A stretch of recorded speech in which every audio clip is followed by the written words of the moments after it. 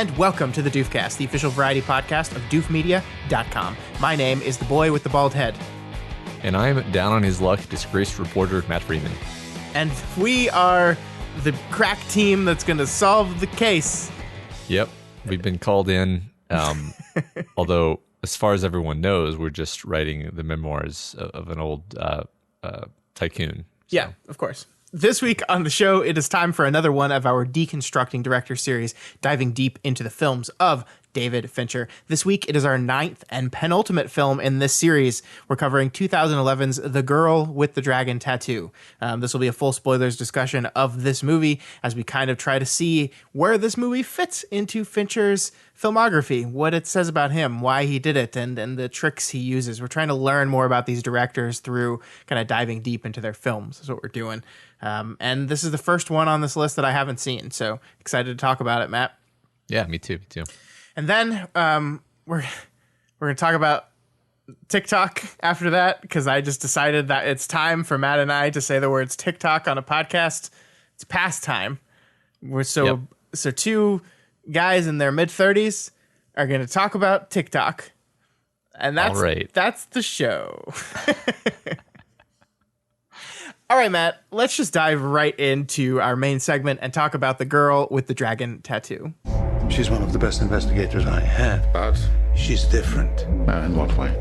In every way. Something wrong with the report? Anything you chose not to disclose? He's clean, in my opinion. He's honest. Our credibility isn't dead yet. Mine is. He's had a long-standing sexual relationship with his co-editor of the magazine. Sometimes he pleasures her. Not often enough, in my opinion.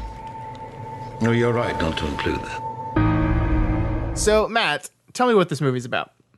Journalist Michael Blomkvist is aided in his search of a woman who has been missing for 40 years by Lisbeth Salander, a young computer hacker. I believe it's Mikael, isn't it? Okay, I don't know. Yes, this is the movie written by Steven Zaillian, directed by David Fincher. Of course, it is based on the Stieg Larsson novel of the same name, or well, rather, at least its American novel is The Girl with the Dragon Tattoo. There was also I think it was just 2009, right? It was not long after this movie, or not long after the release of the Swedish version of the movie that this version came out. It's kind of crazy, actually. It's one of those things where I don't know if I think they just said we must make this movie for American audiences because they won't listen to Swedish. So we'll have David Fincher make an American version. Right. I mean, I guess it was just really successful over there, and they were like, okay, this is just going to be printing money because we know it's going to do well, especially if we pair it with David Fincher. Sure. It stars Daniel Craig, Rooney Mara, and Christopher Plummer. He's not really starring, but also the wonderful Stellan Skarsgård, who kind of spoiled the movie for me by being in it. He's it's him, the bad guy. Yeah. Yeah. So this is gonna be weird. So there is a book that this movie is based on. I don't think either of us have read the novel. That's right. Correct. I have not. Yeah, but you have seen the Swedish version of this film. I have not. Yeah, it's going to be hard for me not to talk about that a little bit here and there. But yeah, I definitely have, and I liked it. I think that's okay, because I think I'm going to come from this from the perspective of someone who has not seen that movie or the book, so I have really nothing to compare it to. But this was a very interesting experience, Matt. I'm wondering what you thought of this movie overall. Yeah, I mean, it's lower down on my list of Fincher movies for sure. It's I think honestly, it has exactly the same problems as the original version, which is that it's sort of a very unfocused story that becomes really indulgent in places, and none of the meandering, none of the taking forever to get to the plot is really earned. It's difficult to follow.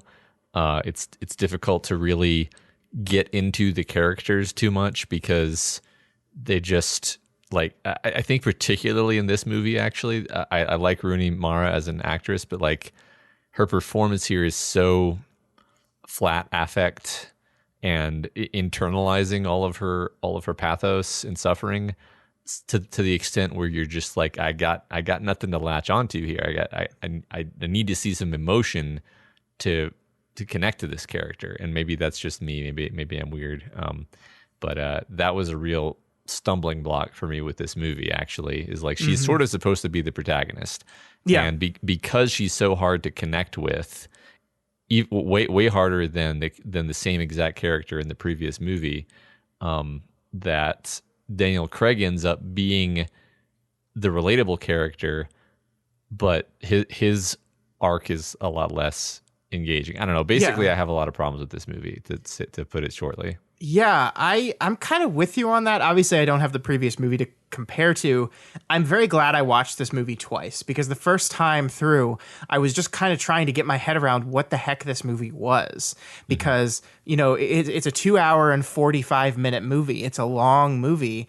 And the first hour and a half, maybe, you have these two stories, going parallel to each other. You have the story of Mikhail, and you have the story of the girl with the dragon tattoo, of Elizabeth.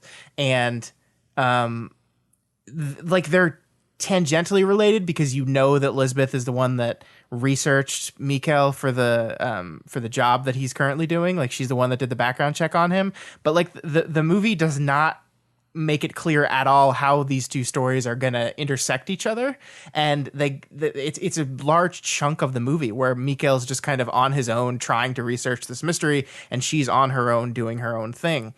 And I think when it gets down to it, when I think about this movie, it's basically, like, again, I haven't read the book, but it feels like a very truthful adaptation of the novel, because the story feels like a novel. And the problem with that is that there are things you can get away with in novelized storytelling that you can't get away with in a movie. Like the shagginess of the story, the fact that it's these two different characters doing these two other unrelated stories for a long time before they kind of come together. I think in a novel that works a lot better than it does in a movie. I think reading it, I'm much more willing to let that go, because you're kind of diving into these interesting aspects of these characters' lives. In a movie, you're just kind of like, okay, I've been here for an hour. Like, what's going on with these two? Are they gonna, like, what am I doing? Where am I? Which story am I supposed to be following more? Which is the main plot of this movie. Yeah. And I guess it's the mystery of the missing girl, Harriet. I mean, that's technically what the plot is. But yeah, I mean, if you had to pick a through line, that would be the through line of the movie. Like, that's where we start and that's where we end. Right. I mean, I think the problem... Well, that's not where we end, actually. Well, that's one of the problems I have with the movie. That's not where we end. Yeah, well, where we end is almost, you're just like, okay, all right, I don't really care that much. I guess it sucks. The weird thing, though, I think the main thing that, like, might work better in a novel, doesn't work that well in a movie, is, like, this huge, and really probably the most, like, memorable part of the movie is the first part where...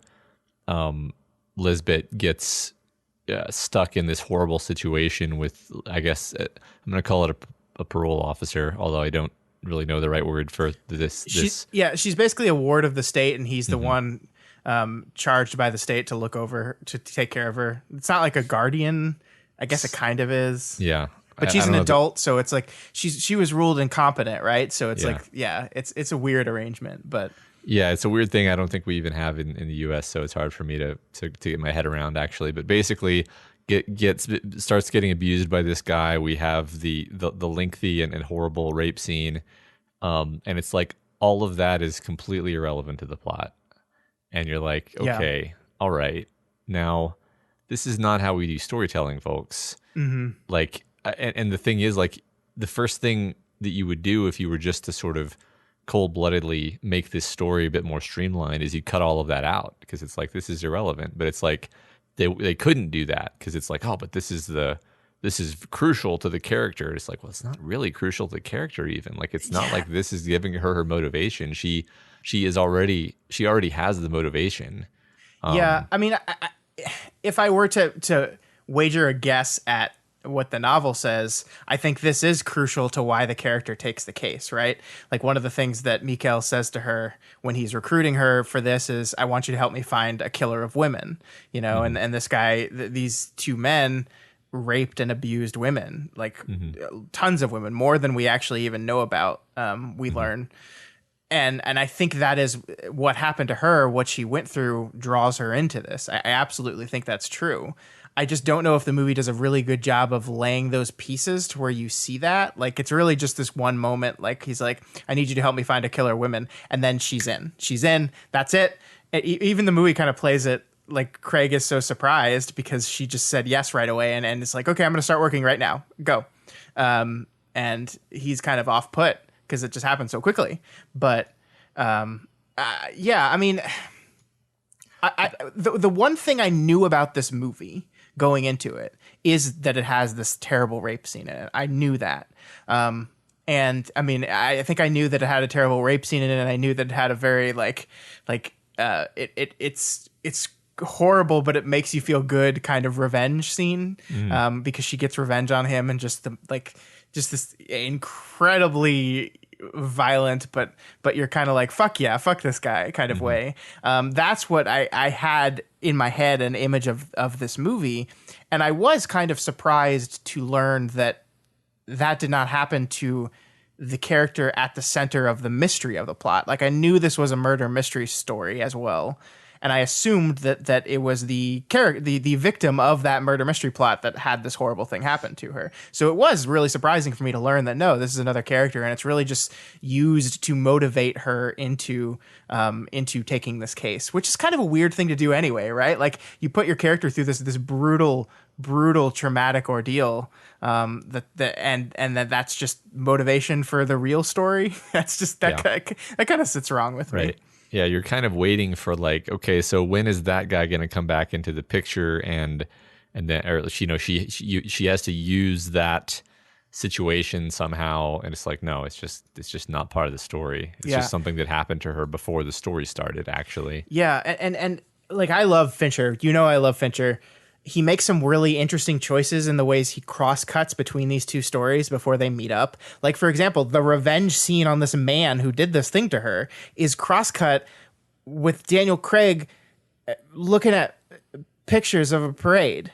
And it's just kind of off-putting in that, like, these scenes do not line up, you know? Like, maybe it would be different. Maybe the movie would sell itself more if Craig is looking at pictures of a victim, and the horrible things that were done to a victim, while we're cross-cutting with either this horrible thing happening to her or her enacting her revenge on this horrible thing. I think that would have been tonally congruous, but it just seems like we're just kind of, oh, we haven't been with Mikhail for a while. Let's cut over to him and see what he's up to. Oh, he's looking at pictures? Cool. Back to the carving you're a rapist pig into a man's chest. It's just really interesting choices in that regard.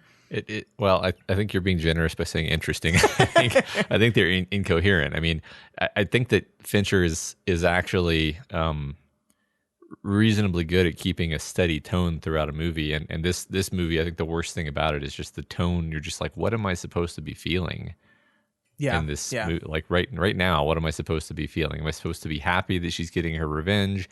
Am I supposed to be a little bit worried that this is kind of a fucked up thing to do?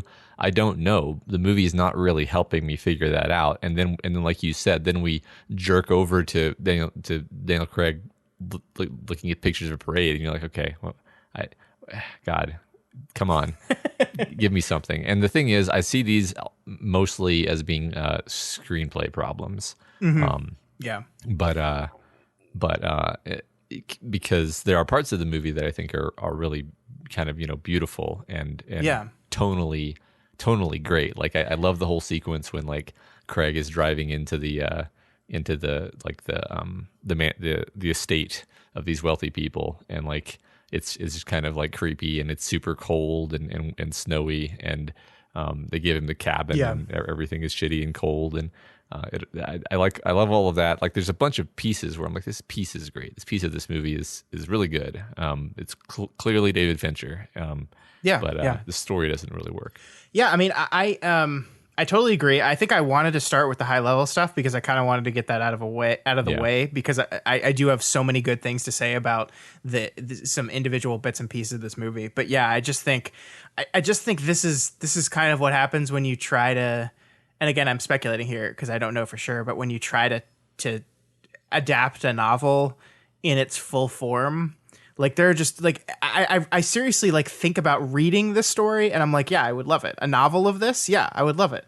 Who cares if I don't know how these two stories are going to connect? Novels are just such slower paced experiences where it doesn't matter that you're just like, oh, I'm spending 50 pages in this person's head and then I'm going to jump over here to this person and spend a few pages with them. Like you can just get away with that kind of shagginess in a book so much more than you can get away with it in a movie. Mm-hmm. And interesting, like Steven Zaillian, who wrote this, is not like a nothing screenwriter, right? Like he's written a whole bunch of stuff. Mm-hmm. I'm pulling it up right now. I had it pulled up before and I closed it, but he wrote Schindler's List. He wrote Moneyball. I think he maybe won the Oscar for Moneyball. He's written some good stuff. So he wrote the original Mission Impossible, which is a confusing but wonderful movie. Yeah. So yeah, I mean, he's an experienced screenwriter. I just think this is like, maybe they were just overwhelmed by trying to fit this whole book into this thing and it comes off kind of shaggy. The only other thing I want to say about this is like my examination of, I think Zodiac is a shaggy movie, right? Zodiac is like a big, long movie that doesn't flow super well because like, there's no solving. It's mostly just people running around confused, looking for evidence until they find something and then it doesn't pan out. Like, I think Zodiac, I would describe as shaggy in that same way, but I find that movie a masterpiece. Whereas this one, I was just like, I just don't like what it's doing here. And I wonder why that is, you know? I'm not sure I have an answer. Well, I mean, to take a stab at it, I think that... good question. I mean, you probably remember Zodiac better than I do, but it seems to me like you always know, like you're never confused about what you're supposed to be paying attention to in that movie.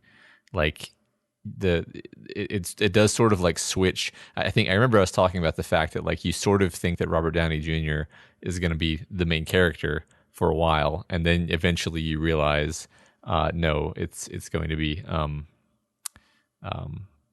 the other actor, Jake Gyllenhaal, who is great, obviously, but like that's the feature that the movie is trying to do this, where it's sort of these are the characters who are now into the mystery and into figuring out who did this thing, and that's where your attention is focused. You want to figure out who it is. You want to figure out what's going on, who's killing these people. This movie, you're like, okay, am I trying to figure out who the murderer is, or am I trying to help? Like, am I supposed to be caring about Elizabeth's issue, or am I supposed to be focused on Blomqvist's personal problems with his finances? Like, and it's fine for a movie to have a lot of stuff going on. To include a lot of stakes and put a lot of balls in the air, but only if you're really clear about what the main thing is that you're supposed to be concerned about. And if anything, the problem might be that it never really made us care that much about the murder mystery in the first place. The murder mystery is almost a background element to all the other stuff. It's just got too much stuff in the air, and none of it is really like brought home to you in a way where you're like, oh, I really need to see this resolved. Well said. I mean, I don't think like I think the mystery of Harriet is so kind of backgrounded in this movie, considering it's the main driving force of the plot, that I just never really cared who did it. Yeah. I mean, first of all, I said it was Stellan Skarsgård right away, right. But and that ended up kind of being right. Well, interestingly enough, it's not right because they solved the mystery of who's killing these girls, and it actually has nothing to do with where did Harriet. I mean, it does have something to do with where did Harriet go, but indirectly, she found out about it and then got the hell out of there. Mm-hmm. Yeah, I mean, I just. It's such a weird movie to talk about. I want to move to the good stuff now because I'm tired of talking about the bad stuff. But it's just it kind of confounded me. It really did watching this movie. I'm just like, and I did enjoy it better on a second watch because I had my expectations, like I knew exactly what I was getting into, and I could pay attention to the closer minute to minute choices that the movie was making that I did like. But man, what an experience watching this movie. For sure. Yeah, let's try to move on to the good stuff. Yeah, sure. So, I mean, first of all, I do really like Rooney Mara as this character, and I know Noomi Rapace plays her in the original version, and I'm probably like, yeah, she's probably better, probably because I think she just fits that kind of role better. But I mean, Rooney Mara is almost unrecognizable here. I honestly, when I first saw her, like I knew she was in this, and I was like, is that her? I think she does a generally good job at kind of channeling a very different kind of person. I think they kind of try to Americanize some of her tics. I think like the McDonald's thing really stuck out at me, and I was like, is that what she did? Did she just eat McDonald's fries? Is that a thing she actually did? I don't know. I don't remember from the other movie. It doesn't feel like it is, but I don't know. Yeah. I mean, I thought that's the thing is I almost wish I didn't have the two to compare, because I found Noomi Rapace's, but both her performance and the way she is situated in that movie just makes her kind of more obviously the protagonist, and more relatable and easy to connect to. Mm-hmm. And I think Rooney Mara is probably doing exactly what she's supposed to be doing by playing this character as like kind of unhinged and like deeply socially maladjusted. But that's really hard to relate to. It's really hard for that to be the protagonist. And again, to repeat myself, like especially when you have like super charismatic Daniel Craig on the other side, you're just like, okay. I think this is one thing where I think you and I differ in this. You did not like the casting of Daniel Craig as Miko at all. I thought he's a hunk. He's like he obviously like tried not to be in shape for the role, and he just can't help it. Like he has this bearing, he has this like posture. I think I said to you earlier, like the man physically can't hunch. He just like it's just, I don't know. I get, maybe I have some hangups about this movie, but like it's hard for me to even accept him as like, oh, he's supposed to be this kind of scummy guy who is kind of weak and cowardly. It's like, it's James Bond. Come on. Yeah, I mean that's what was remarkable about the performance to me, is I thought he did pull that off. I mean, yes, he's still Daniel Craig, and he's a very good-looking man who I think he filmed a Bond movie like a year after this, so maybe he was like in between his Bond body, where literally that's just like he bulked down a little bit. He's just a little skinnier and less like chiseled. But I don't know. I thought like Daniel Craig is such a very interesting actor to me, because I think he does have a wide range. Like, I don't know if you've ever seen, what was it called? The newest Soderbergh ridiculous. No. Logan Lucky, where he plays this character called Joe Bang, who's just this like kind of absurd, crazy person. I think he's very versatile, and I think he actually does kind of, to me at least, pull off this like wimpy kind of like do nothing like like not jerk. He's not mean. He's just kind of like, he's selfish. Yeah, he's selfish, but he also like lets people walk all over him in weird ways. Like I love the speech between him and Stellan Skarsgård, because he's basically like, you knew I did this. You knew it was me. And all I had to do was invite you into my house for a drink, because people are so concerned about being polite, even when it's between life and death. And that's like this perfect encapsulation of him as a character, right? Yeah. Like that he's just like, he can't not be that kind of submissive type person. And of course, that's contrasted with Rooney Mara's incredibly dominant, and I'm not speaking in just like S&M language, but she just is a dominant personality. She just controls any room she's in. That's just what she does. True. And I guess the only problem I had with them too is I just had a very hard time buying that Lisbeth would fall in love with this man. I understand why she would bang him. Totally get that. Good looking dude, definitely would bang. I don't understand. Like, the end of the movie is her, like, she buys this leather jacket for him, and she's going to present it to him because she's admitted to herself that she loves him, and sees him with the other owner of the magazine that he's had this long-term affair with, and she's like heartbroken and throws the jacket away and drives off, right? And it's a sad ending. Yeah. I just don't buy it. Like, you're way cooler than he is. Like, you're just way cooler than he is. Why do you like this man? Yeah. Like, what has he done? Like, I mean, I think there's something to be said of the fact that, like, he treated her kindly, and she probably has this long history of men in her life that have not done that, and so there's something to that. I guess, but I don't know if the movie sold that to me. Like, No, I was kind of surprised. Like, when they banged, I was like, yeah, got it. Sure. Mm-hmm. They're all like, he's freaking out because he almost got shot in the head, and she's like, well, this will calm him down. Uh-huh. Boom. And then it slowly morphed from that into a romance plot. Yeah. And I was like, ugh. No, don't do that. I mean, I agree that it didn't sell it. I can buy it, like, intellectually. Like, I like when she goes and she tells her former, mentor, whatever the word is, who she actually respects. She tells him, like, I met somebody you would actually approve of. Mm-hmm. And to me, like, that was maybe the key to how that was supposed to work emotionally, is like, he's the kind of person that she wishes she could connect to, but she has such a hard time connecting to people that her personal life is kind of a disaster, and so I think, I mean, it is a bit heartbreaking at the end, because she clearly does think that he likes her, and he just very casually goes back to the other woman like it's nothing, and it like, I think I did think that was really sad the first time I saw the movie. I was like, shit, but I just think the fact that Rooney Mara is probably being told, like, don't show any emotion at any point. It makes it difficult for you to really get it. Sure. I think I was also kind of putting a father-daughter thing on it because of the age difference in the actors. Uh-huh.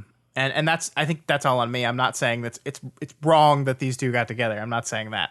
I think that's where, like, my default head went in this. Yeah. So it was very surprising when that's where the movie went. Yeah. I thought we were going to try to be positive, Matt. Yeah. This is harder than I thought. In the course of that, you mentioned the scene where Stellan Skarsgård. So I want to talk about the whole sequence. This is the most Fincher sequence of the movie to me, is where Daniel Craig is spying around in Stellan Skarsgård's house, and then Stellan Skarsgård comes home and he tries to escape, and then the whole sequence from there on is perfect. It's absolutely perfect. Yeah, everything about it. Well, that's what I mean, is like, from a directing and editing perspective, I think the moment to moment bits of all the scenes work really well. Mm-hmm. I just think the scenes stacked up next to each other don't create a good product. Like, I could pick any individual scene out of this movie and said, this is incredibly shot, well edited, and I love it. And I think that's one that I wholeheartedly agree with you on. Everything about it is great. Yeah. So let's dive into it, because yeah. I mean, it's classic. It's all the camera, everything about it is Daniel Craig's, sitting there being nervous, and then like Stellan Skarsgård noticing things, and the camera showing you that he has noticed it, and then him reacting perfectly as he begins to realize, like, okay, he's on to me. Mm-hmm. Oh, he's got the knife. He's definitely on to me. And then pulling out the gun and continuing to be super cash about it. Yeah. He's so casual and indifferent because he knows he has the upper hand. Even as he's noticing, like, I love the cut to the insert of the knife block. Yeah. Because it's so subtle. Like Skarsgård's, like, eyes, like, flick to it as he's pouring a drink or something. And the camera just does this really, really brief cut that's just said, yep, not there.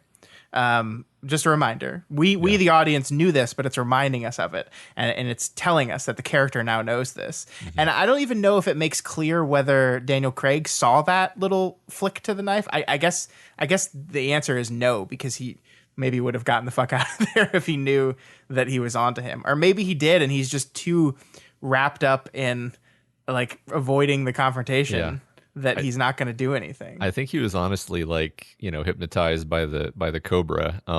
Because I mean, if you think about it, he gets the gun out and then he's like, follow me, I want to show you something. And he goes down this like winding series of turns. And then he goes into this room beyond the steel door. And and like he could have totally just tried to run at that point. Maybe he would have got shot in the back. Maybe.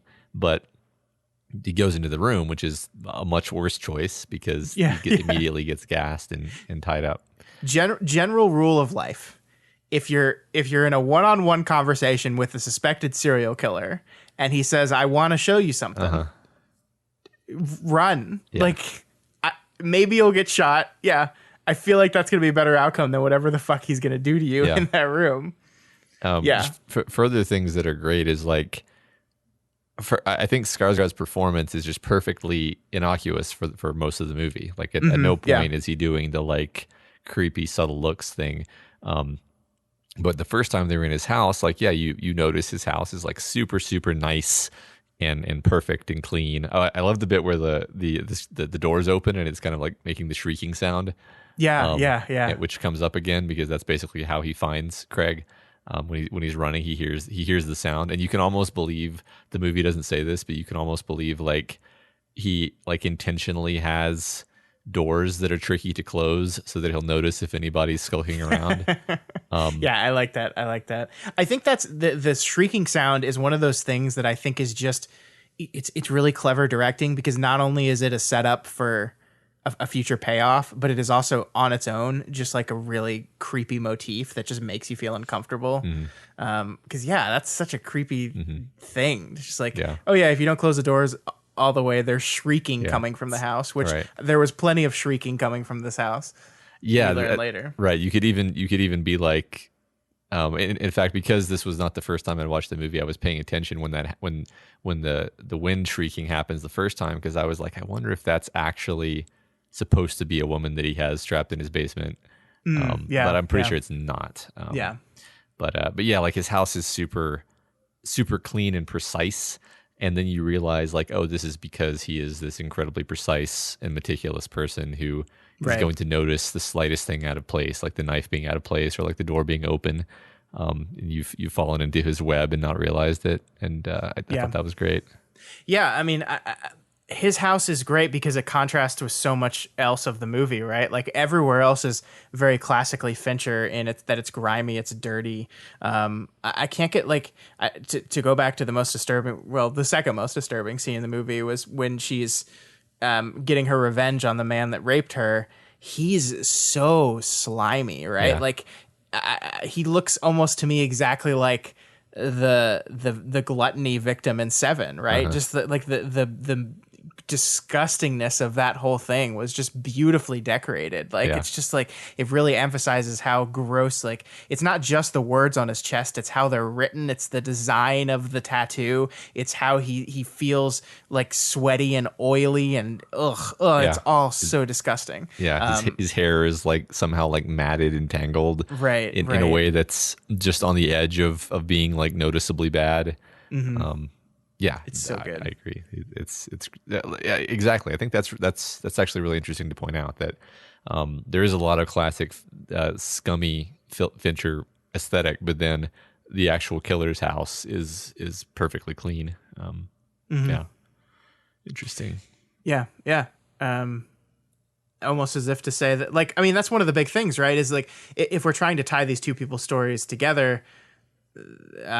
Mikhail's story is a rich upper class businessman who has kept his life so clean that you can't prove he's done anything, and that is kind of exactly what Stellan Skarsgård's character represents. In that he's in this perfectly meticulous, clean space with dark secrets underneath, exactly like the guy that got him sued for libel because he couldn't prove the things he was saying about him. I mean that does work like on a thematic level. That's totally. And then then the movie ends with that guy getting gangland assassinated and Elizabeth stealing all of his money, which To me, it's just like one of the more indulgent aspects.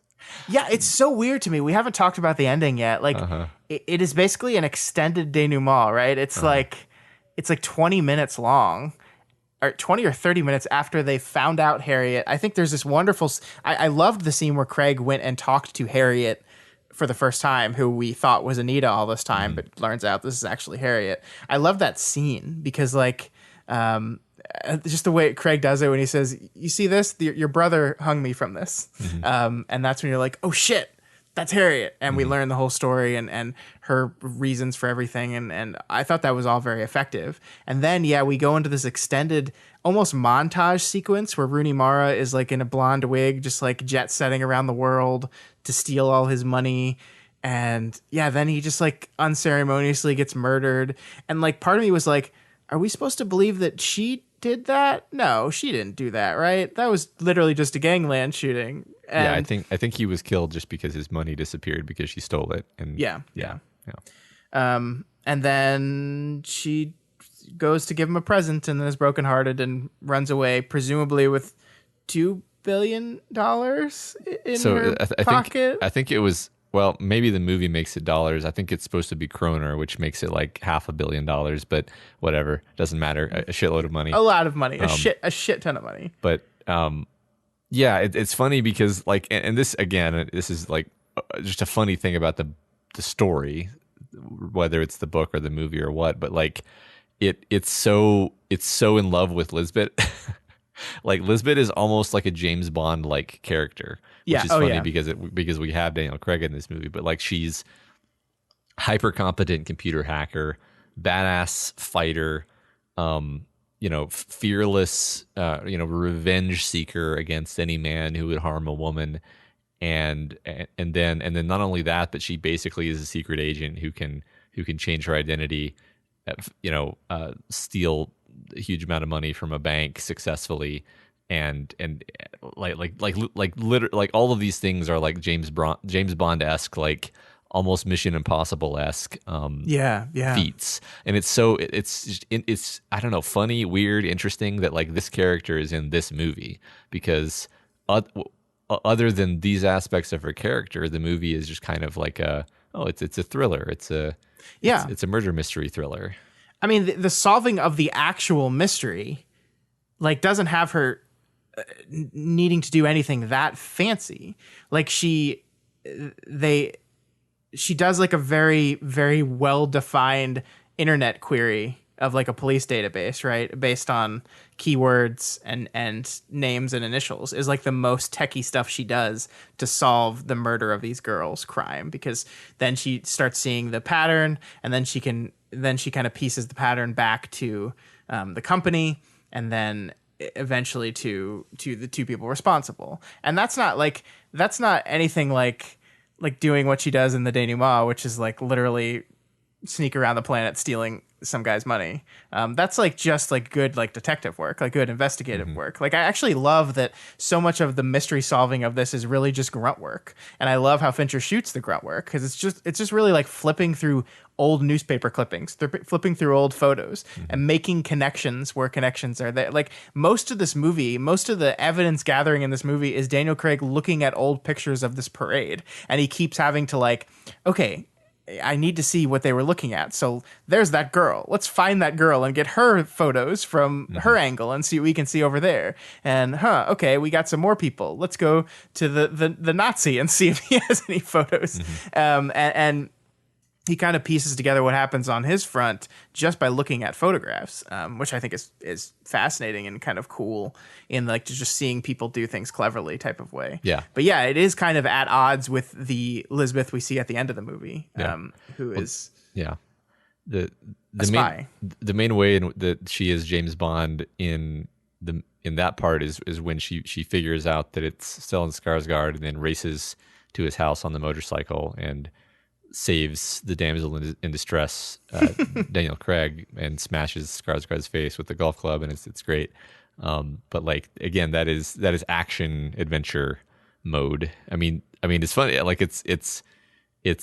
I almost wonder if it's an intentional wink with the casting to be like Daniel Craig, as far as I remember, doesn't throw a punch.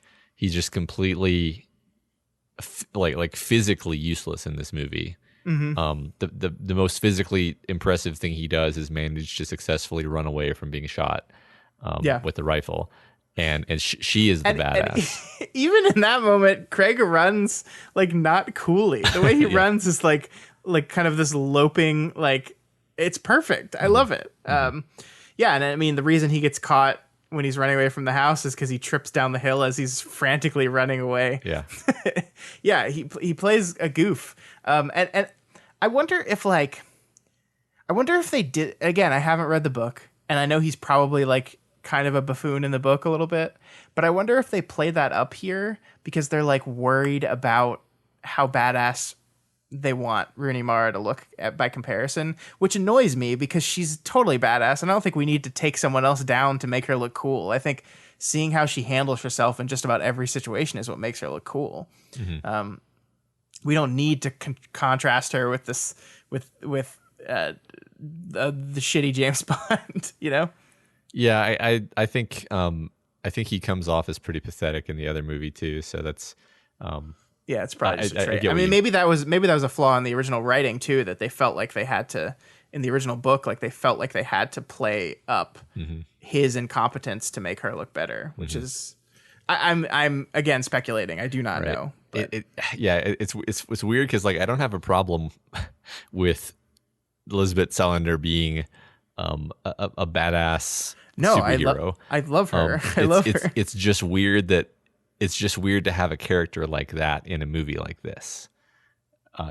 It's a weird tonal fit to me. It's a weird fit in every way, really. Yeah, that's I don't know. I think they probably like kind of wanted to make this a franchise, you know? Like you can imagine they were gonna maybe at some point, I don't actually know if this is true or not, but you can imagine that they were going to make the other books into movies. Yeah. Maybe even Fincher was going to direct them. There was going to be the Elizabeth Salander cinematic universe. But I don't know. I mean, I don't know if this movie was pretty successful actually. It made back double its budget, which is usually like the threshold for was it successful. Yeah. It's interesting because they did make sequels, but to the Swedish version, because that has Noomi Rapace revising the character. But then they made one in 2018 that's the fourth book that has who they have a new person playing her. I don't know. I didn't know that. It's like the girl. It's not the girl who kicked the hornet's nest. It's the girl I don't who played remember. with fire. No, that's the second one. The other weird thing about this whole series is that the author passed away after writing the first three books, and then they were published posthumously. Yeah. And then like three more books were written in the series by somebody else. Yeah. Which is, I guess that kind of thing happens these days. So. Yes. Okay, so I found it out. The Girl in the Spider's Web is a movie that came out in 2018. It stars Claire Foy as Elizabeth, and a person named Sverre Gudnason, who is a Swedish actor, as Mikael. I don't know if this is... I remember this movie coming out in America. Yeah, this movie released worldwide. It's just it's so weird. It's so weird. This is based on The Girl in the Spider's Web is based on the fourth book that was written. It was written based off as notes for the fourth book in the series, because apparently he had like planned for 10 books in the series.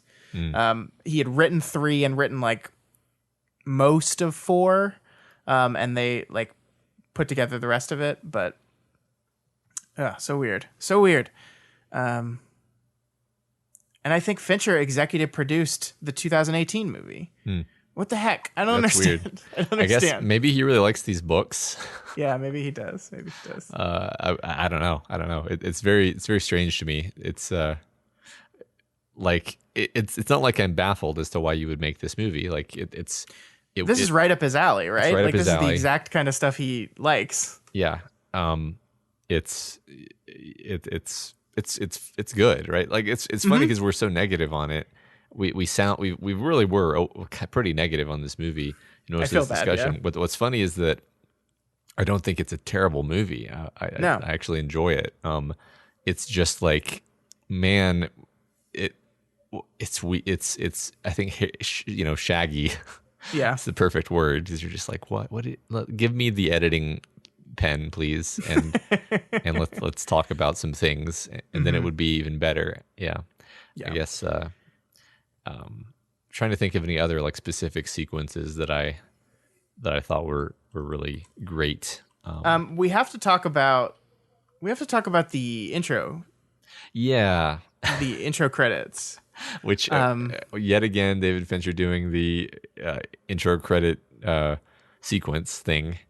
Yeah, like he does like a very bombastic intro credit sequence to a rock song as crazy things happen. This is probably like the craziest of the ones I've seen. It is to Led Zeppelin's Immigrant Song while is it oil?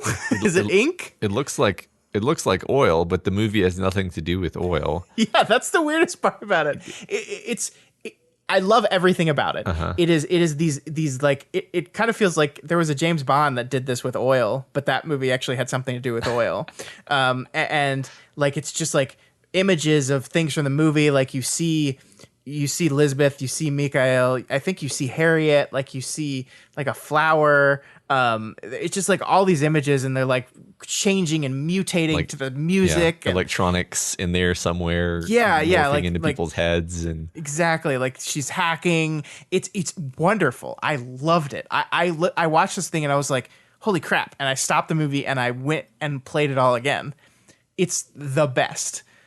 It just doesn't match the tone of the movie at all. Yeah. Like it's not like it's this bombastic like hell yeah Led Zeppelin intro that is just like, the movie is quiet, it's reserved, it's like it's slow, it's like intentionally designed to be like slow and move slowly through the scenes, and like really I guess the argument could be made that like Elizabeth is kind of like the intro in every scene she walks into, because like everything in this island community was like slow and meandering and like like focused and specific and detailed, and then she just like drives her motorcycle in and it's like immigrant song. I guess that's what they were trying to go for, but it just felt so weird to me. It felt so weird to cut from that to some of the first things we get in the movie. Yeah, it's like shocks you with this, like you said, like bombastic, blasting visual and auditory attack, and then and then the movie goes back to like snowy landscapes. You're like, yeah. What happened? I don't know. I do think there's one scene that I don't like, and I know we said we were going to be negative. I really don't like the introduction to Lisbeth scene. Because it's like it feels like one of those Hollywood scenes where they like someone sent a note that like, we need to understand who this girl is, and so the way they do that is just by having two people talk about her before we see her. It's like her employer is like, I usually don't have her meet the clients because she's so out there, she's so different, she's so uncomfortable, and you're not gonna like her. And it's just like, can't we just like do that scene? Like, right. Do we need to set it up that way? Can't we just like just like, this girl's so edgy, like we're gonna be able to tell, like you can tell just by looking at the way Elizabeth looks in this thing that she's a very different kind of person, and she doesn't fit in most of the environments that she's in. You don't need to like lay the ground, like set all that up in dialogue that way. I'm coming down even harder on my like this. The intent was to make her James Bond.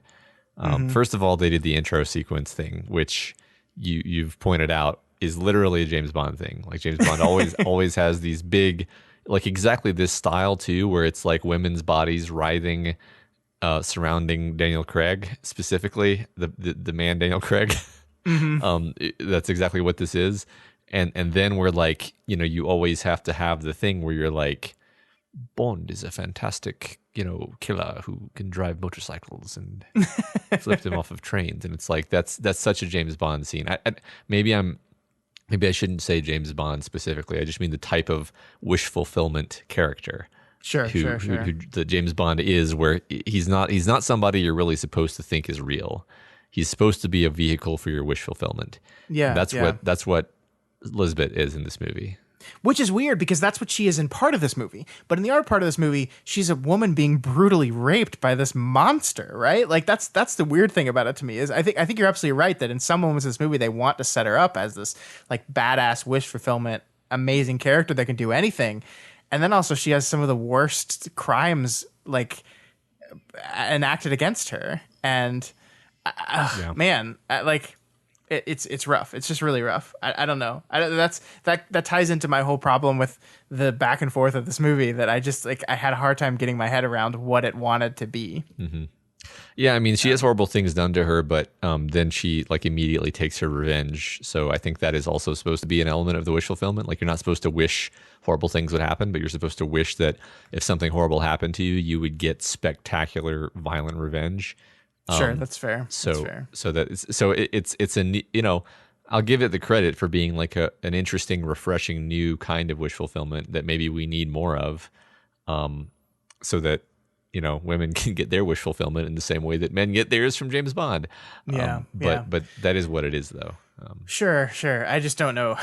I just don't know if we have to do that via rape. You know, I mean, right. There's a movie I watched that came out a couple of years ago called Revenge, and it is basically a rape revenge movie, which, you know, people feel very strongly about those because, like, you still have to put a woman through a horrible, terrible ordeal before she gets to do a revenge thing. And it was actually made by a woman who was kind of trying to take back those movies because, like, they end up being as titillating as they are, like, power fantasies. Yeah. And I don't think that's what this movie is at all, and I appreciate that for it. Yeah.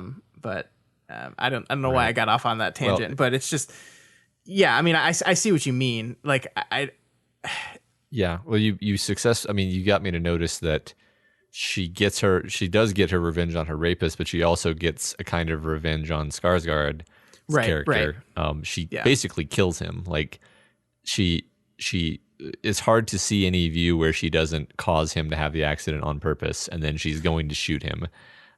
But the car blows up first. But like in any case, she totally wanted him to die, and she saw to it. Yeah, I mean, she tries to pass in front of him on the bridge. Yeah, which like the practical me was just like, just wait till he gets off the bridge. Yeah. But of course, she was doing that for a very distinct purpose because she knew that he was going to try to stop her, try to get in front of her, and lose control. Maybe not in the exact way he did, but hoping at least. Yeah. I mean, that's part of her involvement in this. But again, she's so separated from, like, she doesn't even know him as a person. She meets him briefly once, right? Like, there's this moment, this is great. I think it's a great shot where she's standing there, like, slowly walking up to the car with the gun out, approaching him, and like you get the, like, she's feeling like she's taking revenge for all the wrongs that have been done to her, but she doesn't know him. She just knows what he's done, and I feel like in a movie this long, maybe there's time to have those two characters interact more than just one word. So she's like, she just is so uninvolved in the climax until the very, very end. Yeah. I mean, if this were a Bond movie, then she would have had a couple of instances where she kind of verbally sparred with this guy, and then they have their big fight, and then she kills him. I'm not saying this should have been a Bond movie. It's doing so many things that make me think that it is wanting to be a Bond movie that I can't help but make the connections now. I kind of wonder what the other movies look like now, you know, because I think sequels tend to try to go bigger. Of course, these are sequels to not this movie, but to the one before it. So did you? I mean, this Bond movie thing was not a thing in the original you saw, right? Like that, it doesn't seem like that's what they were trying to go for. Didn't feel like this, no. And Lisbeth still does all of the same things, but it feels a little bit less of a look at how badass she is type of tone. Fascinating. I mean, although she does do all the same things, so yeah. I don't know. Interesting. You know, and maybe a little bit less heavy on the, like, you know, he hands her the little dossier and he's like, here's all the stuff. And she's like, don't worry, I got it. And then he's like, no, take it. And she like takes it and then like tosses it away. Yeah, because she's a bad. She remembers everything. Exactly. She's a steel trap. She doesn't need no stinking files. It's like, okay, we get it. She's perfect. I get it. She's perfect. I'm not even really complaining that much about it. It's just for the third time. It's just like, okay. Yeah. No. I love Lisbeth as a character. Yeah. I think she's really cool. I actually want to read this book now. I want to go check out the book because I think I would really enjoy the book. Yeah. Yeah, there's just this is a mess of a movie to me. Yeah. I think we've settled on Shaggy, and that is exactly what it is. Yes. So this is our penultimate episode on Fincher. We've got one more. Our next movie is Gone Girl, and when I was thinking about that, the thing I realized is that David Fincher loves to make adaptations, which is not something I ever really consciously put together. But Fight Club. The Social Network was based on a nonfiction book. Zodiac was based on a nonfiction book. This was based on a book. Gone Girl was based on a book. Benjamin Button was based on a short story, right? Like that's the majority of his work was adapted from a written story, which is really interesting because I would have never, if you had asked me at the very beginning, like what is Fincher's deal? I would never say adapter of novels, but it certainly seems like that's what he likes doing the most, or that's what he finds himself doing at least. Yeah, I agree that I never really noticed that, but maybe he's just the kind of person who reads a lot and thinks to himself, hey, I could do this. Or maybe it's just that he is kind of known as the guy in Hollywood who likes to do these things, and so he gets pitched these things in particular. Anytime somebody has a dark book that they like to get adapted, they pitch it to Fincher. I do think like dark murder stories are like the most popular kind of novels. Yeah. So like if you are a director known for making like dark murder stories, that they're going to pitch you a lot of book adaptations because there's a lot of novels about that same thing out there. So yeah. It just struck me that I never really put that together. And I was looking at our list of movies and I was like, interesting. I mean, and our final film will be an adaptation. It will be the adaptation of Gillian Flynn's Gone Girl. I don't know. Have you seen that movie before? I have. Have you read that book? I've both read the book and seen the movie. I have not. So that'll be fun. Yeah. It's been a bit since I've read the book, so I'm going to have to remember things. I actually remember loving this movie. I think it's very, very good. And I'm looking forward to talking about it a lot with you. Yeah, me too. So we're going to finish on Gone Girl, and then we'll wrap up David Fincher. And then next month, we'll have to figure out what we're doing after that, because we'll be done with Fincher. Yeah. Got some good ideas after that, but we'll probably turn those over to our patrons as we normally do. We let our patrons vote the last time around, and they picked Fincher, so maybe we'll let them vote next time around. Yeah, maybe. Doof. All right, Matt, let's talk about the TikTok. If we have to. So do you know what TikTok is? Sure.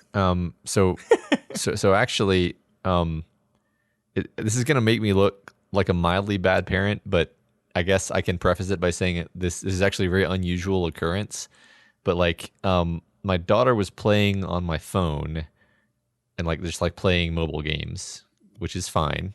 And she keeps asking, like mobile games these days do this thing where every mobile game you play will then advertise to you other mobile games. Oh my God, like incessantly, like after every level. Yes. It's the worst. And so every few minutes, we were doing something where this made sense as an activity. And she's like, oh, this looks fun. Can I install this? And I'd just be like, yeah, as long as it's free, you can install pretty much anything. Just check with me first. And so, she keeps installing things. And at a certain point, I don't even remember if she asked me or if she just did it without asking, but she installs TikTok. And then like at some point, a few minutes later, I become aware that she's just like riveted by TikTok. And I'm like, what are you doing? And then I see that it's TikTok. And I'm like, okay, I know what TikTok is. But I'm like, and then I see what she's watching. And I'm just like, why are you watching this? Because I don't see the appeal at all. I don't think I said it in those words, but she's just like, it's fun. I like it. And I'm like, oh God, she's got the brain slug on her. It's it's not for me. I don't get it, but she gets Yeah. it. And then I realized I was old. Yeah, so I have TikTok. I do not use it. I downloaded it out of curiosity, and like I leaf through there. It is rather addicting, I will say, because it's just like an endless stream of content. Like you just go to the For You page, which is just like the algorithm just throws video. What TikTok is, for those that don't understand, is like it's like Vine. Vine was like short 6-second videos, right? TikTok is, I think they're a minute long at maximum. And they usually like, it's a lot of lip singing. So like you can have a backing track that's a song or an audio file that you're just like performing over, or you can record your own audio. It's whatever you want to do. And I think it's the maximum length is a minute. And it's this interesting thing where it's just become the place where people like show off their entertainment skills. And so there's like this huge wide variety of things on there. There's a lot of very young women wearing very revealing clothes, which is very uncomfortable. That was weird, and I did not like it because you can tell that these girls are teenagers. Like you can tell, and I'm like, is the website doing something about this? Is the app like punishing these people or at least like warning these people, because like there's a lot of predators out there on the internet that can see these underage women like in bikinis dancing around, and I'm like, oh my god, this is a nightmare. This is a nightmare. I'm sure the algorithm favors that stuff. Yeah, I'm sure it does. Right. Yeah. But I mean, there's comedy sketches, there's, dancing, there's, how-to videos. It's everything. And it's an endless stream of content, right? You will never run out of TikToks because the algorithm will happily keep supplying to you as long as you keep scrolling up. And it has all these different like trends on there to where it's like making something similar. Like one I saw recently was like, you clean your mirror with Windex, and then like while you're wiping on like the third wipe, you like cut to you all glammed up winking at yourself. And then cut back. This reminds me of the thing that I was obsessed with like a couple of years ago, where it was like you look really, really shitty, and then you just got out of bed, and then you like throw a towel up into the air, and then when the towel falls, you cut to you looking as fleek as possible.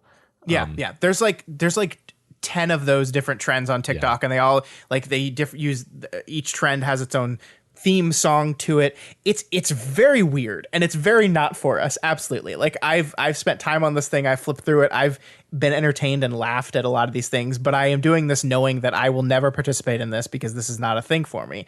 But every teenager is using this thing. So like, at some point, we have to admit that this is like the next wave of what entertainment is going to be, right? Like this is the big thing. Every kid and young adult is using this thing right now, and it's huge. I mean, the reason I'm bringing this up is because Trump had his rally this past weekend, and one of the reasons cited for why Trump and his campaign thought the rally was going to be massive, that they needed an overflow stage and whole overflow thing, and there were going to be 800,000 people coming. A reason why is because someone started a trend on TikTok that was go to Trump's website and click that you want a ticket.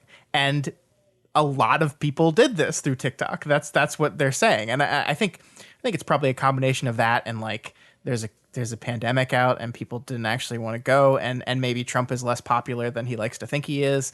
It's probably a combination of that, but it brought TikTok into the mainstream conversation in a way that I haven't seen it, amongst the olds, at least, in a way that I haven't seen it before. And it's something that like we can't, as people that talk about entertainment, for hours and hours a week, I don't think it's something we can totally ignore, because there are people on it like doing filmmaking, right? Like one of the trends that I've seen is people like do really interesting things with their phone camera, like slow-mo things, or they create optical illusions with clever editing and clever blocking, and then they'll like also release a video after that showing how they did that. And it's like, here's what I did and here's how I did it. And so they're like teaching filmmaking in certain ways. And it's very interesting in that regard, because like a lot of these trends do require, like some of the editing is easy. You just like stand there, jump up in the air, cut, change into fancy clothes, record, and then jump and land, and then you splice them together, and it just is this cool effect. Like, that's not too complicated, but that's more than I did editing wise when I was a teenager, right? Well, I think it's great, honestly. Like, it's the same thing as podcasts, where nobody in 1990 would have ever acknowledged that podcasts would be as big as they are. And it's because like when you uncouple format from technological restrictions, then you find all sorts of formats that people actually love, provided you kind of provide a vehicle to get it in front of their eyes, which is what TikTok is. So, I mean, it's fun. I've actually thought, like, not joking, I've thought, like, you know, I would enjoy like making like a 1 minute film, like with my phone. That would be fun. I like a fun challenge, right? So I get it. Like I think almost the only reason I haven't really tried to like get into TikTok is I'm like, God, I don't need another one of these things to be addicted to. I'm really bad at being like I get addicted to stuff. It's not I'm not super strong for avoiding it. I'm aware of how weak I am, and that's why I'm not exposing myself to it. In fact, next time I'm on the podcast, I'm probably gonna be like, yeah, I succumbed. So. I mean, it is definitely one of those things where you can just sit there for 30 minutes or an hour. Just like your brain is basically off and you're just flipping through these things, and you're just like every once in a while you just go, huh. But it's like the most like, but I mean, some people are doing impressive things on there. I mean, there's a lot of concerns. TikTok is a Chinese company, and there's a lot of reports out there that say they are definitely taking all of our children's data and possibly doing nefarious things with them. The government of China, at least, which is probably true on some level. But there's also, of course, as we said, the risk of underage people, showing themselves on there in a way that can open them up to very, very bad people. But on the other hand, yeah, I think there's a lot of really fascinating, cool things on here. And I mean, again, I'm probably not going to ever make a TikTok. I don't even have an account, I think. I just downloaded the app. But yeah, it can be fun. And I do kind of understand now why the kids like it so much. Like, I'm imagining like everyone in your school has a TikTok, right? And you're all like watching each other's stuff, and like one person in your school finds a new trend, and they make the video of a new trend, and then all your friends want to make that same trend except put their little twist on it. And I can see why that would be fun. Sure. And then probably on the level where like you begin essentially competing with your classmates to see who can get more, I don't know what the metrics are they use, more views. So basically you end up with a generation of kids who are expert short filmmakers by the time they're 18. So right. Yeah, I mean that's you're doing filmmaking. That's what you're doing. Like, and you have to kind of learn lighting. You have to learn shot composition. You have to learn blocking, editing. Yeah, that's great. That's great. Yeah, I look forward to a generation of kids who all understand the basics of filmmaking, and seeing what they can do. Yeah, it's gonna be really cool. Yeah, me too. I give TikTok the doof seal of approval. Which is a weird thing to say. I give most of TikTok the doof seal of approval. I reserve judgment in all seriousness because I haven't really been on there very much. So I give the concept and the idea of TikTok the doof seal of approval. Yes. There you go. There you go. All right, that's 230-somethings talk about TikTok. Maybe we'll make this a regular segment. Just kidding. I would never do that. Doof. So one quick thing I wanted to do before we go, there is a new documentary on Netflix, and I haven't heard it talked about very often in the internet sphere, which is weird for me. I think I've heard it talked about in our Discord a lot, but nowhere else really. It's a documentary called Disclosure, and it's directed by Sam Feder. It is basically about the representation of trans people in media. It is basically it's a lot of talking heads with a lot of clips of how trans people have been represented in movies, TV, anything over the past gosh, I think it starts back in the 40s.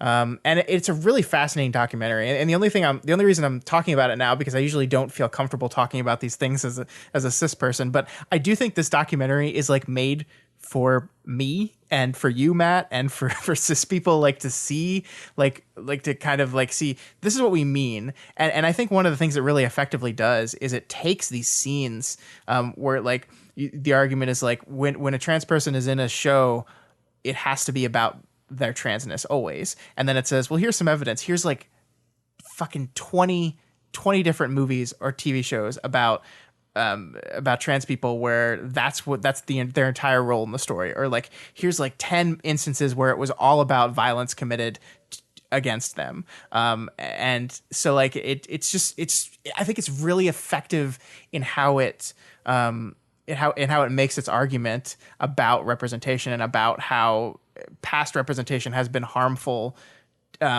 both for how people perceive trans people and how trans people perceive themselves. So I think people should go check it out. I think it's really cool, and I haven't seen enough internet talk about it. I think it's a very well-made documentary in general. So cool. Yeah. I'll definitely check that out. I got to fit it in somewhere into my extremely tight media watching schedule. Sure. But yeah, it seems like the discussions that are happening on the Discord make it seem like one of those things that just can't be missed. Yeah. I mean, the thing, like, I don't know if like Ace Ventura was one of my favorite movies as a kid, because like I was just the exact right age to find Jim Carrey's Ace Ventura the most hilarious person in the world. And of course, the third act of that movie is infamously like a giant transphobic joke, right? Like that is the whole third act of the movie, is these people find out that this person transitioned, and they are so disgusted by having touched or kissed or interacted with that person that they all like throw up, and they're just so gross and disgusted. And as a kid, you're just like, oh my God, this is fucking hilarious. And actually, one of the things that I didn't realize until I watched this documentary is there's a movie called The Crying Game that came out in 1991, I think, that this exact thing happens, where like a man finds out that the person that he was with is a trans woman, and he like throws up, and it's disgusting. And actually, Ace Ventura is playing the theme song of The Crying Game in it. I just never noticed that because I was like an 8-year-old kid who did not know that other movie was there. But I think that almost makes it worse, because like they were spoofing off of another movie while doubling down on the problems that movie had. And because their target audience was people like me who definitely hadn't seen the rated R movie The Crying Game, even the satire just completely goes unnoticed. And so you just see it as not even spoof or satire, even if like I don't even think it would be good satire if it was, but even if it was, you just don't see it that way, and it just completely fails. And I think that's such a fascinating way of how people do these things, and I don't think they don't mean to be mean, you know? It's just that's just kind of the way it happens. Yeah, right. I mean, I don't know. I don't have much smart to say about this. I definitely remember 90s humor just going for I guess you'd call it cheap laughs at every opportunity. I don't know if I ever even actually saw Ace Ventura. I think that was one place in which I am deprived as a child. But I hear you though. It's still a wonderful movie. I think it's hilarious. I think it still works. I watched it again recently, and with the exception of the when you get to the end of it and you're just like, yikes. It's like Jim Carrey is just so funny. He's so much energy. Young Jim Carrey is so good. But yeah, I mean, it is just, again, watch the documentary. I think I probably talked about it too much as this person, but watch it. It's very good. It's on Netflix. Awesome. 2 hours of your time. No big deal. Sounds good. Cool. So that is all we had for you guys this week. If you have any opinions on anything we talked about today, feel free to reach out to us via email at doofmedia@gmail.com or over on our Twitter account at doofmedia. Yeah, if you're not already subscribed to this podcast, we encourage you to do so and ensure you never miss an episode. You can find us on iTunes, Stitcher, YouTube, Google Play, and pretty much anywhere else podcasts can be found. You can find this and all of our shows over at our website, doofmedia.com. That's also where you can find our book club, Matt, which if you are listening to this on the day it came out, which is the 26th of June, tonight is our book club. We will be meeting tonight at 9:30 on our YouTube page to talk about Neil Stephenson's The Diamond Age, like one of Matt's favorite books of all time. Right, Matt? Yeah, I think so. It's up there for sure. It's one of my favorite authors of all time for sure, and it's one of his better books. Sure. So, yeah. Yeah. And if you like what we do here and want to support us, consider becoming a patron of Doof Media. You can head on over to patreon.com/doofmedia and pledge just like $1 or like $5, and you get a bunch of like cool bonuses and all of this cool stuff. And you can find out all about it at patreon.com/doofmedia. You get to vote in our book club, which is going on right now for next month's book. It's actually a very close vote. So if you want in on that, go check it out at patreon.com/doofmedia. Yeah, I really do think that the bonuses that we are offering at the different reward levels are worth the price. You know, a cup of coffee a month for what you get there, I think is a pretty fair price. Yeah, I agree. Also, please consider rating and reviewing us on Apple Podcasts. Every review helps us get more exposure and introduces new people to the content that we make here. All right. We will see you all next week. We are back on that anime grind again. Mm-hmm. We'll be talking about season 1 of a show called Psycho-Pass. Okay. We'll see you then.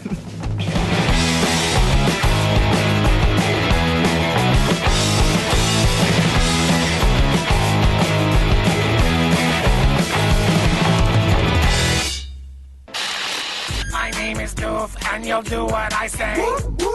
My name is Doof, and you'll do what I say.